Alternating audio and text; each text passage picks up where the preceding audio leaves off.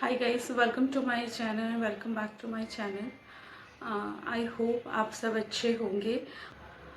तो मैंने आपको बताया था कि मैं अपने बारे में आपको ये बताना चाहूँगी कि बहुत सालों से जो मेरे अंदर तब के पड़ा हुआ है, जो दर्द है, जो मेरी कहानी है, जो मेरी रियलिटी है, मेरी लाइफ के बारे में है, वो मैं आपके सामने लेके आना चाहती हूँ और आपसे मोटिवेशन भी चाहती हूँ। तो प्लीज़ ये वीडियो में अगर आपको कुछ भी अच्छा लगे या कुछ भी बात है कि आप सजेस्ट करना चाहते हैं तो प्लीज़ कमेंट करना। मुझे आपकी कमेंट्स की वेट रहेगी, मुझे उससे मोटिवेशन मिलेगा और मैं बहुत बहुत धन्यवाद भी आपका करती हूँ उसके लिए। तो मैं आपको बताती हूँ कि मेरी शादी हुई थी 2006 में। ऑलरेडी मैं अपनी स्टोरी जो है इंस्टाग्राम पे कुछ कुछ पार्ट्स में अब तक शेयर कर चुकी हूँ, जबकि अब तक की 34 या 36 पार्ट्स हुए हैं। तो आप प्लीज़ इंस्टाग्राम पे भी मुझे फॉलो कर दीजिए, मेरी आईडी मैं यहाँ पे मेंशन कर रही हूँ। और दूसरी बात ये है कि मैं यहाँ पे है ना आपको बताना चाहती हूँ कि अगर आपकी लाइफ में भी कुछ चल रहा है और मेरी वीडियो से किसी और को 1% भी हेल्प होती है तो मुझे बहुत खुशी होगी। कुछ ऐसी बहनें हैं जिनको कुछ नहीं पता अपने राइट्स के बारे में, तो अगर मेरी वीडियो से उनको थोड़ी सी भी हेल्प मिल जाती है तो मुझे बहुत खुशी होगी। दूसरी बात है कि ये वीडियो के माध्यम से मैं नहीं ऐसी बहनों को हेल्प करना चाहती हूँ, बट मैं खुद के लिए भी हेल्प कॉल आउट कर रही हूँ कि आप मुझे अगर कुछ भी तरीके से कुछ हेल्प कर सकते हैं तो आप मुझे प्लीज़ हेल्प करिए। मैं हमेशा ओपन हैंड आपके सजेशंस की वेलकम करूँगी। हाँ, लेकिन रिलेवेंट होनी चाहिए और थोड़ी पॉजिटिव भी होनी चाहिए। देखिए, मैं अपनी लाइफ में बहुत बहुत बहुत बार गिर के उठी हूँ और हर बार मुझे गिराया गया है, सिर्फ इसलिए क्योंकि मेरे कैरेक्टर के ऊपर एक बूंद भी उन लोगों ने फॉल्ट नहीं पाया, अब तक नहीं पाया। मतलब 2006 से अगर आप गिने तो 20 साल हो रहा है। 20 साल में मेरा 1% भी फॉल्ट वो लोग लीगली भी कहीं पे भी खड़ा नहीं कर पाए। तो अब उन्होंने ये कोशिश की है कि मुझे गलत केसेस में फंसाया जा रहा है। और आपको पता है कि हमारे इंडियन सिस्टम जो है वो हमारे सिस्टम में पैसे के दम पे रंक को राजा और राजा को रंक बना दिया जाता है। इनोसेंट इंसान को, बिल्कुल ही जो इनोसेंट है उसको क्रिमिनल्स बनाया जाता है। तो बस वही लड़ते चलते चलते चलते मैं यहाँ तक पहुँची हूँ और मैं 20 साल से अपने मकसद से कहीं भी नहीं भटकी हूँ। मुझे भटकाने की बहुत कोशिश की। अगर आप गिने कि 2006 में मेरी एज आज है, मेरी 42 रनिंग है, तो 2006 में मेरी एज क्या होगी। और 2010 से मेरे लिटिगेशन शुरू हुए हैं। तो 2010 से जो लिटिगेशन शुरू हुए हैं वो लिटिगेशन में मुझे भटकाया गया है। मेरे ही वकीलों के द्वारा मुझे बहुत भटकाया गया, मुझे मिसगाइड किया गया, मुझे अब्यूज़ किया गया, मुझे मिसयूज़ किया गया, मेरी इनोसेंस को मिसयूज़ किया गया। और हर वो इंसान जो अपने वकील पे आंख बंद करके भरोसा करता है, क्योंकि हम लीगल लैंग्वेज से अवेयर नहीं होते हैं। हमारे एजुकेशन सिस्टम में हमको ये नहीं पढ़ाया जाता था कि भाई आपकी शादी होती है, अगर आप उसमें कुछ प्रॉब्लम आ गई और अगर लीगल इश्यूज हुए तो आपको कौन सी तरीके से, आपको कैसे इंसान को पहचानना होगा। तो बस मैं मेरी कहानी से कुछ लोगों को यही बात पहुंचाना चाहती हूँ कि अगर आपकी लाइफ में भी ऐसा कुछ अगर दौर आता है, भगवान ना करे कि आए, कहने को तो यही कहते हैं कि कोई कभी भगवान दुश्मन को भी कोर्ट के दरवाजे या कोर्ट के जो पगथिया बोलते हैं, स्टेप्स जो है वो ना दिखाए। लेकिन यहाँ पे मेरे पति ने और मेरे ससुर ने, उनकी सारी फैमिली ने मिलके, जिन्होंने मेरी शादी कराई थी, उनका पूरा खानदान, वो सब मिलके मेरे अगेंस्ट में आ गए। क्यों? क्योंकि मैं इनोसेंट हूँ। क्यों? क्योंकि मैं हर वो चीज़ में सबसे आगे थी जो कंडीशंस या जो रीति रिवाज होते हैं या जो भी लाइफस्टाइल होती है वो हर इंसान अपनी पत्नी में ढूंढता है या हर सोसाइटी एक अच्छे इंसान में ढूंढती है। तो वो सब क्वालिटी मेरे में अंदर थी, इसलिए वो सब लोग मेरे अगेंस्ट खड़े हो गए। आप देख सकते हैं कि मैं ऑलरेडी बता चुकी हूँ कि 2006 में मेरी शादी हुई थी और मेरे लिटिगेशन जो है 2010 से शुरू हुआ है। तो 2010 से आज 2026 है, डेट है। मैं ये जब वीडियो रिकॉर्ड कर रही हूँ तो उसकी डेट है 24 जनवरी 2026। तो मैं आपसे ये बात कहना चाहती हूँ कि ऑलमोस्ट आज 20 साल हो चुके हैं। मई मंथ में मेरी शादी को 20 से हो जाएंगे। तो मैं अपने ससुराल में 4 साल रही हूँ। 4 साल ऐसे रही हूँ कि जैसे किसी गुड़िया को अपने पिंजरे में बंद करके रखा हो, कैद में रखा हो। मैंने सिर्फ आइसोलेशन देखा, मैंने सिर्फ टॉर्चर सहा, मैंने सिर्फ गुमनामी सही है। मेरे परिवार वाले कहाँ थे, ये सब गुमनाम हो गया। मेरी शादी हुई या एक सोने का पिंजरा था, कुछ अभी तक समझ नहीं आ रहा है मुझे। जैसे जैसे मैं उसकी बात करती हूँ मैं वही लाइफ फिर से रिलीव कर रही हूँ पिछले 20 साल से। और मुझे यहाँ पे वकीलों के और पुलिस के द्वारा फंसाया जा रहा है, इसमें ही रखा जा रहा है ताकि मेरे ससुराल वाले जो चाहते हैं उनकी मकसद को वो लोग सपोर्ट कर सके। और उनका मकसद ये है कि मैं पागल हो जाऊं।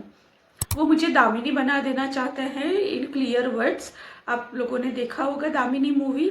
तो जी, बॉलीवुड मूवी में से कुछ मूवीज ऐसी है जहाँ पे हमको सोसाइटी की रियलिटीज भी दिखाई जाती है। सोसाइटी की रियलिटीज है, कहीं कहीं इंडस्ट्री की सच्चाई भी दिखाई जाती है। तो ये भी उनमें से वो है। मेरे ससुराल वाले चाहते हैं कि मैं पागल हो जाऊं और वो पहले दिन से ही ये चाहते थे। लेकिन शादी के बारे में जब बात करने आए थे तो मुझे कहा गया था कि मैं जो चाहती हूँ मैं वो कर सकती हूँ। मेरी पढ़ाई जो मैं करना चाहती हूँ मैं वो पढ़ाई कर सकती हूँ। अगर मैं जॉब करना चाहूँ तो मैं वो जॉब कर सकती हूँ, अपना करियर चूज कर सकती हूँ और अपने करियर पे आगे बढ़ सकती हूँ। अगर मैं घर में रहना चाहूँ, हाउस मेकिंग में अगर मुझे इंटरेस्ट है तो मैं वैसे भी रह सकती हूँ।